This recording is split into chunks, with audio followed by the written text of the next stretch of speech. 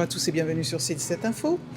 J'ai à mes côtés Benoît Biteau, député écologique de la Charente-Maritime, et nous allons aborder avec lui plusieurs sujets. Bonjour Benoît Biteau. Bonjour à vous. Alors on commence par le poison silencieux, le cadmium, et on va aussi parler des pesticides de la plaine d'Aunis. Je vais vous laisser la parole. Ce cadmium, et vous avez aussi un projet de loi. Alors effectivement, le cadmium, revenons un peu à la raison pour laquelle effectivement j'ai déposé un projet de loi, une proposition de loi en décembre. Le cadmium est un métal lourd qu'on connaît depuis très longtemps, qui est avéré cancérogène certain depuis 1993, donc on commence à approcher un scandale sanitaire qui relève un peu de celui de l'amiante, puisqu'il a fallu 50 ans pour interdire l'amiante. Là, ça fait 33 ans qu'on a affaire à un métal lourd particulièrement cancérogène. Et les choses s'accélèrent, c'est-à-dire que étude après étude, l'agence sanitaire française, l'ANSES, nous dit que là, les concentrations de cadmium qu'on a atteintes dans les sols agricoles, dans notre alimentation et surtout dans notre corps humain, et dans le corps humain des enfants surtout, prend des proportions qui sont absolument affolantes. On a doublé la concentration dans le corps humain en France en 10 ans. On a 37% des enfants qui ont déjà atteint des taux de contamination qui sont absolument pas raisonnables. Et donc là, on est sur une bombe sanitaire incroyable, puisque derrière le cadmium, qu'on a déjà reconnu cancérogène, certains, je le disais tout à l'heure, on a des risques d'ostéoporose en fin de vie, et c'est les enfants qui sont contaminés maintenant qui vont faire des ostéoporoses en fin de vie. On a des risques d'accidents vasculaires, c'est les enfants contaminés maintenant qui risquent d'avoir des risques de cardiovasculaires.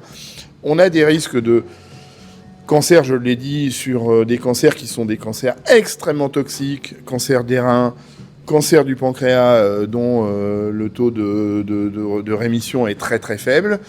Et donc là, on est vraiment sur une bombe sanitaire. Et contrairement à d'autres substances cancérogènes, qui sont des substances qu'on ingère pour des raisons qu'on appelle comportementales, c'est-à-dire on fume, on boit de l'alcool, là, on a affaire à une molécule qui se concentre dans notre organisme et qu'on trouve dans des aliments de base. Le pain, et Dieu sait si le pain est un symbole de la gastronomie française, les pâtes, les pommes de terre, les céréales du petit déjeuner. Et donc là, on est vraiment confronté à un risque sanitaire pour tous ceux qui consomment ces aliments de base, c'est-à-dire tout le monde. Et quand on regarde autour de nous, la France, et c'est pour ça que c'est un scandale français, la France est beaucoup plus contaminée que nos voisins européens. C'est 2 à 3 fois plus que les Belges, les Allemands, les Italiens, les Espagnols. 4 fois plus que les Américains. Quand on connaît le régime alimentaire des Américains, ça fait quand même pas rêver. Tout simplement parce que nos gouvernements successifs ont négligé cette thématique-là et ont même poussé le vice à demander une dérogation réglementaire au règlement européen, puisque le règlement européen encadre la concentration du cadmium dans les engrais phosphatés à 60 mg par kilo d'anhydride phosphorique. Et en France, on a augmenté ce seuil de 50%, puisqu'on a obtenu une dérogation à 90 mg. Et c'est précisément parce qu'on a cette dérogation que nos sols agricoles sont 2 à 3 fois plus contaminés que les sols de nos voisins européens, que notre alimentation est 2 à 3 fois plus contaminée que l'alimentation qui sort des autres pays européens, et nos organismes sont 2 à 3 fois plus contaminés pour les mêmes raisons. Il y a un parallélisme des formes qui est facile à comprendre. Vous avez déposé un projet de loi. Une proposition de loi qui vise précisément à s'attaquer à la cause. Ce que nous disent les scientifiques, les épidémiologistes, les agences sanitaires, qu'elles soient françaises ou européennes, nous disent qu'on doit s'attaquer à la cause et donc s'attaquer à ce cadmium qui est contenu dans les engrais phosphatés.